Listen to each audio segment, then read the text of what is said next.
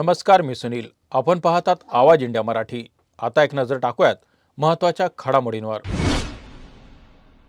मुंबई महापालिकेच्या राजकारणात महत्त्वाच्या हालचालींना वेग आला आहे. मनसे प्रमुख राज ठाकरे यांनी उपमुख्यमंत्री एकनाथ शिंदे यांची भेट घेतल्यानंतर राजकीय चर्चांना उधाण आलं आहे. त्यानंतर आदित्य ठाकरे आणि राज ठाकरे हे एका कार्यक्रमात एकत्र दिसल्यानं विविध तर्कवितर्कांना सुरुवात झाली आहे. या पार्श्वभूमीवर उद्धव ठाकरे यांनी मुंबई महापालिकेतील स्वीकृत नगरसेवकांसाठी साईनाथ दुर्गे, माधुरी मांजरेकर आणि कैलास पाठक यांच्या नावावर शिक्कामोर्तब केल्याची माहिती समोर आली आहे. मनसेकडून स्वीकृत नगरसेवक पदाची मागणी करण्यात आली होती.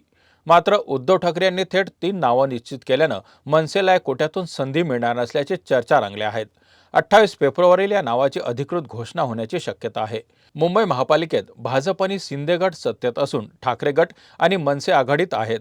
या नव्या निर्णयामुळे आगामी राजकीय समीकरणावर काय परिणाम होणार याकडे सर्वांचं लक्ष लागलं आहे. राज्याच्या राजकारणात सध्या आगामी राज्यसभा आणि विधान परिषद निवडणुकीचे वारे वाहत आहेत. 7 जागांसाठी होणाऱ्या या निवडणुकीत महाविकास आघाडीच्या वाटेला दोन्हीकडे एक जागा संख्याबळानुसार येत आहे. मात्र या एक जागेवरून महाविकास आघाडीत ठिणगी पडण्याची चिन्ह दिसत आहेत. महाविकास आघाडीत सध्या सर्वाधिक संख्याबळ ठाकरेंच्या शिवसेनेकडे आहे. त्यामुळे दोन्ही जागांवर ठाकरेंच्या शिवसेनेचा दावा असल्याचं समजतंय. तथापि शरद पवारांना महाविकास आघाडीचे उमेदवार म्हणून राज्यसभेवर पाठवण्याच्या बाबतीत शिवसेना सहमती दर्शवत आहे.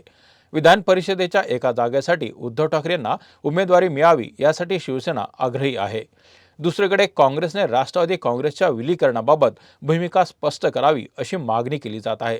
यावरून महाविकास आघाडीत राज्यसभा आणि विधान परिषद निवडणुकीसाठी कोणकोणत्या पक्षांना उमेदवार द्यायचे यावर मतमतांतर निर्माण झाले आहेत. काँग्रेसच्या दृष्टीने राज्यसभा आणि विधान परिषद निवडणुकीत एक जागा त्यांच्यासाठी राखीव असावी.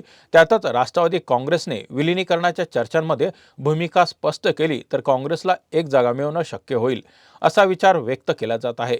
महाविकास आघाडीत 3 पक्षांमध्ये जागावाटपावर चर्चा होण्याआधीच मतमतांतर आणि संघर्ष उभा राहिल्यामुळे निवडणुकीतील सर्व पक्षांनी आपली भूमिका स्पष्ट करणं गरजेचं ठरलं आहे. अजित पवार यांच्या विमान अपघात प्रकरणी नागरी विमान वाहतूक मंत्रालयानं महत्त्वाची माहिती दिली असून 27 फेब्रुवारी 2026 पूर्वी प्राथमिक तपास अहवाल सादर केला जाणार असल्याची माहिती अधिकृतरित्या देण्यात आली आहे. अपघातानंतर 1 महिन्याच्या आत प्राथमिक चौकशी पूर्ण करण्याचं उद्दिष्ट तपास यंत्रणेकडून ठेवण्यात आलं आहे. मंत्रालयाने स्पष्ट केले की उच्च तापमानामुळे CVRचं मोठ्या प्रमाणात नुकसान झालं आहे.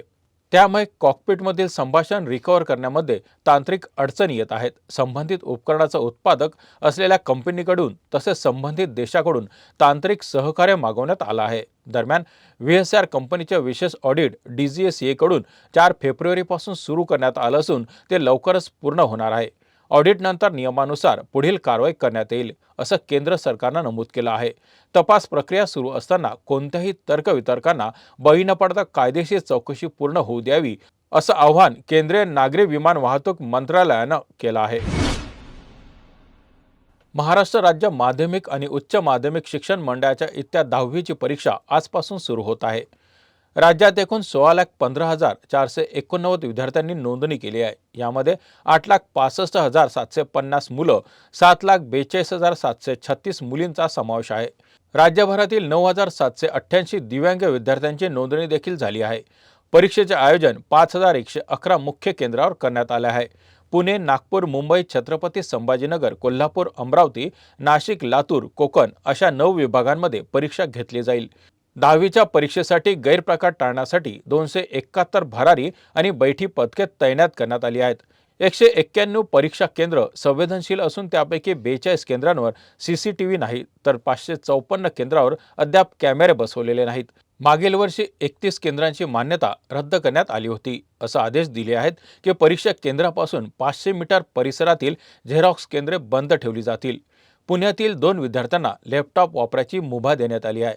CBSE बोर्डाने 10वीच्या परीक्षा वर्षातून 2 वेळा घेण्याचा निर्णय घेतला आहे, परंतु पहिली परीक्षा देणं अनिवार्य राहील.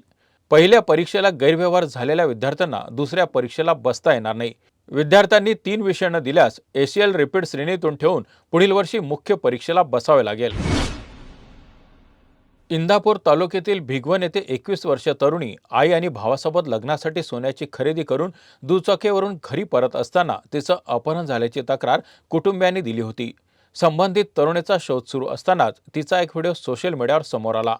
या व्हिडिओमध्ये तरुणीने आपल्यावर कोणतीही जबरदस्ती झाली नसून आपण स्वतःच्या इच्छेने घरातून निघून गेल्याचं सांगितलं। तसेच आपण जाहीर शेख याच्यासोबत गेल्या 9 वर्षापासून प्रेम संबंधात असल्याचा दावा तिने केला।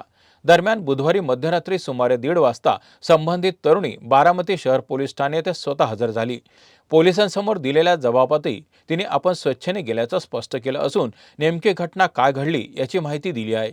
या प्रकरणी आरोपी म्हणून जहीर शेख आणि अयान शेख यांच्याविरुद्ध भिगवण पोलीस ठाणे येथे गुन्हा दाखल करण्यात आला आहे। सध्या पोलिसांकडून पुढील तपास सुरू असून तरुणीच्या जबाबानुसार कायदेशीर प्रक्रिया राबवण्यात येत आहे।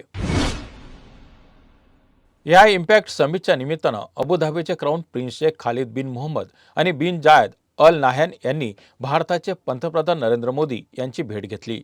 यावेळी भारत आणि EU यांच्यातील धोरणात्मक सहकार्य, गुंतवणूक आणि तंत्रज्ञान वृद्धी करण्यावर चर्चा झाली। दोन्ही नेत्यांनी स्पष्टपणे सांगितलं की भविष्यात AI आणि प्रगत तंत्रज्ञान हे द्विपक्षीय संबंधांचा महत्त्वाचा आधारस्तंभ ठरतील। क्राऊन प्रिन्स शेख खालिद 18 आणि 19 फेब्रुवारी रोजी भारत दौऱ्यावर आले आहेत। त्यांनी दिल्लीमध्ये सुरू असलेल्या AI इम्पॅक्ट समिट मध्ये देखील ते सहभागी झाले आहेत। हा त्यांचा दुसरा भारत दौरा आहे। यापूर्वी 2024 मध्ये ते भारतात आले होते। नरेंद्र मोदी यांच्यासोबत झालेल्या दोन्ही देशातील बैठकीमध्ये व्यापक धोरणात्मक भागीदारीचा आढावा घेतला गेला। व्यापार, ऊर्जा आणि गुंतवणूक यासारख्या विषयांवर चर्चा झाली। विशेषतः भारत आणि EU यांच्यातील CEPA करायला 4 वर्ष पूर्ण झाली असून त्याचा व्यापार आणि गुंतवणुकीवर सकारात्मक परिणाम झाला आहे। या व्यतिरिक्त अवकाश तंत्रज्ञान, अणुऊर्जा आणि नानोशेष यासारख्या क्षेत्रांमध्ये सहकार्य वाढवण्याच्या संभावनेची चर्चा करण्यात आली। या बैठकीमध्ये दोन्ही देशांमधील संबंध अधिक सदृढ करण्याच्या दृष्टीने महत्त्वपूर्ण पावलं उचलली गेली आणि भविष्यकाळात AI आणि तंत्रज्ञानाच्या माध्यमातून त्यात आणखी वाढ होईल अशी अपेक्षा आहे। T20 विश्वचषकच्या सुपर 8 फेरीसाठी पात्र ठरलेल्या संघांची नावे आणि त्यांच्या लढती निश्चित झाल्या आहेत। भारत, वेस्ट इंडिज, दक्षिण आफ्रिका आणि झिम्बाब्वे गट 1 मध्ये आहेत। पाकिस्तान, श्रीलंका, न्यूझीलंड आणि इंग्लंड गट 2 मध्ये आहेत। या दोन्ही गटांमधील अव्वल 2 संघ उपांत्य फेरीत पोहोचतील। सुपर 8 फेरीतील सामने 21 फेब्रुवारीपासून सुरू होणार असून पहिल्याच दिवशी न्यूझीलंड आणि पाकिस्तान आमने-सामने येतील। दरम्यान सेमीफायनलमध्ये कोणते 4 संघ पोहोचतील याबाबत क्रिकेट विश्वात चर्चा रंगली आहे। या बातमीपत्रात इथेच थांबत आहोत। पाहत रहा आवाज इंडिया मराठी।